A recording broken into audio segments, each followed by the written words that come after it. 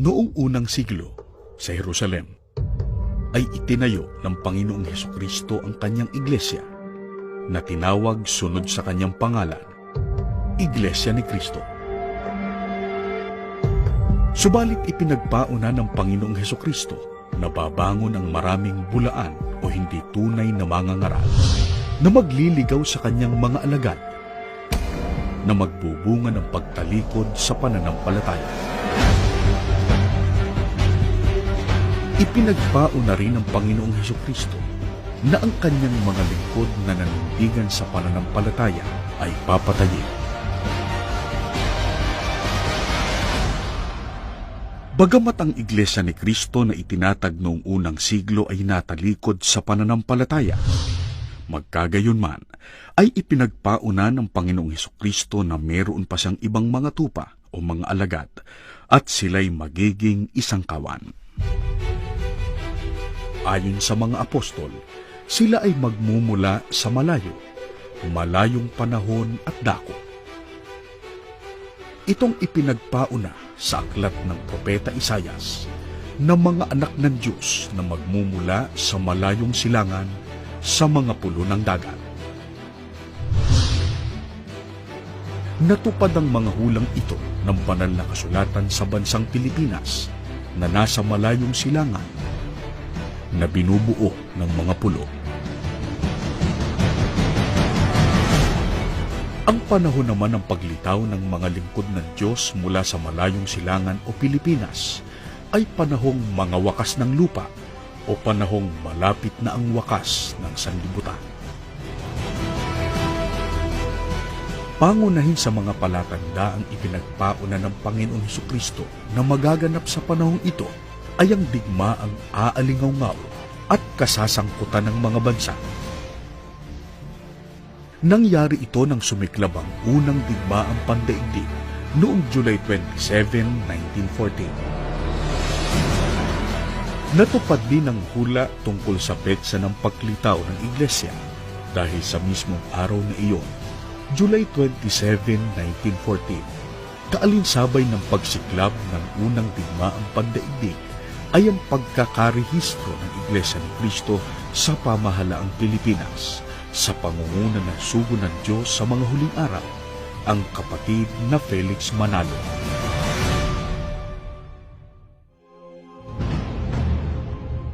Nagsimula sa hamak na kalagayan, subalit ayon pa rin sa itinakda ng hula mula sa Biblia, ay palalakasin at tutulungan ng Panginoong Diyos ang sugo sa mga huling araw at ang naging bunga ng kanyang pangangaral, ang Iglesia ni Cristo na bumangon sa Pilipinas.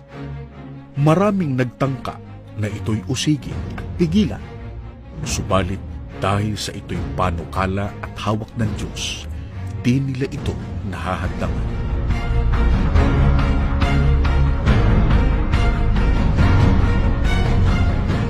Walang patlang ang pagtupad ng Diyos sa pangakong pagtulong at pagpapalakas sa Iglesia ni Cristo, kung kaya't parada ng tagumpay ang inani nito kahit pa sa napakahirap na pagsisimula.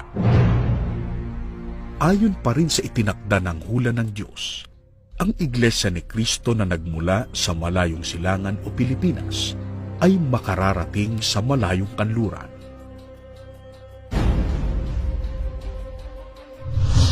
Nagsimulang matupad ito ng pangunahan ng kapatid ni Iranio G. Manalo, tagapamahalang pangkalahatan ng Iglesia ni Cristo, taong 1968, ang pagsambang kongregasyonal sa Hawaii at California na pawang nasa malayong kanluran.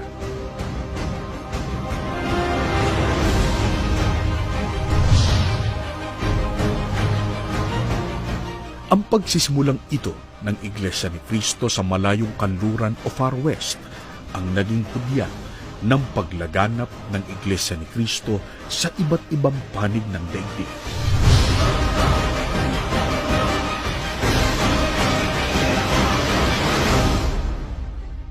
Sa kasalukuyan, sa panahon ng pamamahala ng kapatid ni Eduardo V. Manalo, ay lalong nasaksihan ang paglaganap ng Iglesia ni Cristo sa iba't ibang panig ng mundo.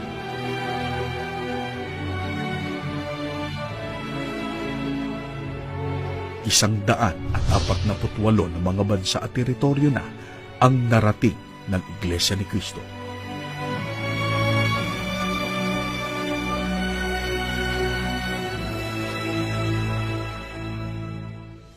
Natupad din ang pangakong pagpapalakas ng Panginoong Diyos sa gawaing pagpapalaganap ng kanyang mga salita.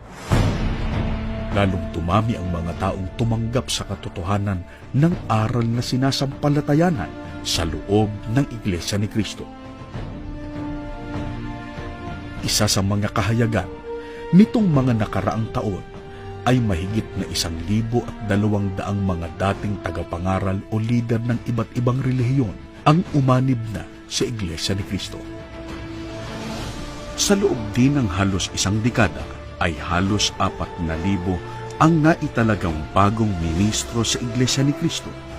Sila ay karagdagang malalakas na katuwang ng tagapamahalang pangkalahatan ng Iglesia ni Cristo, ang kapatid na Eduardo V. Manalo, sa patuloy na pangangalaga sa mga kaanib at pagpapalaganap ng pananampalataya.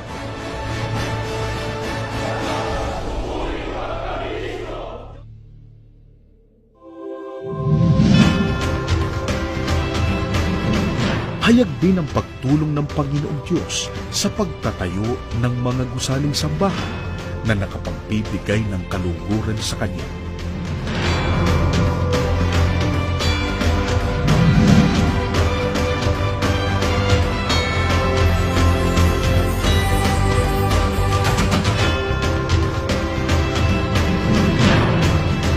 Bawat taon ay daan-daan ang gusaling sambahan ang natatapos. Sa loob ng halos 1 dekada, mahigit na sa 3,000 na mga gusaling sambahan ang naipatayo. May mga pagkakataon din na ang Iglesia ni Cristo ang nakakabili ng mga nagsarang gusali at simbahan sa iba't ibang bansa.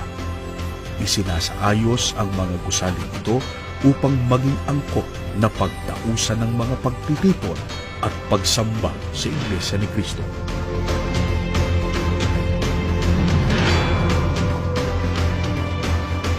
Nagpapatuloy din ang Iglesia ni Cristo sa pagbili ng mga property upang sa mga darating na panahon ay mapagtausan ng malalaking gawain.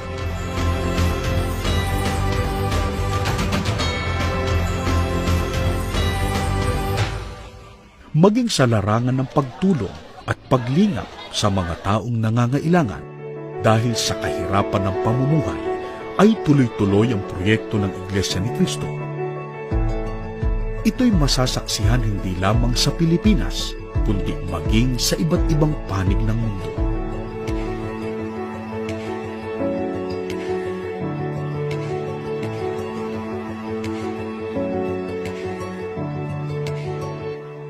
Mayroon ding long-term projects for livelihood.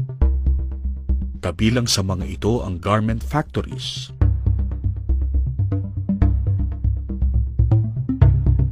may mga naitatag ring eco-farming sites.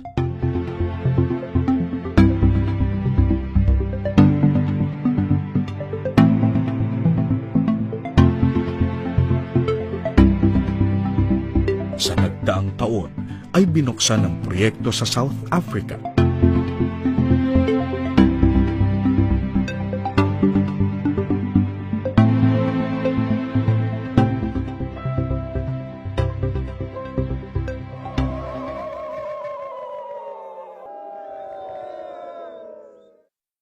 Nagpatayo rin ng libreng pabahay para sa mga nagtatrabaho rito.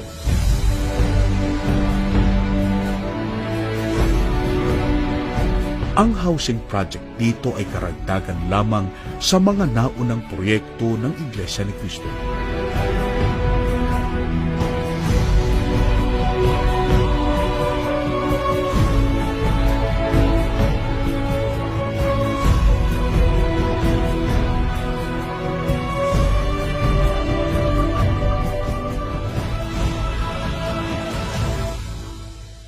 Kabilang sa malalaking istruktura ay ang ipinatayo sa siyudad de Victoria sa Bukawi, Bulacan.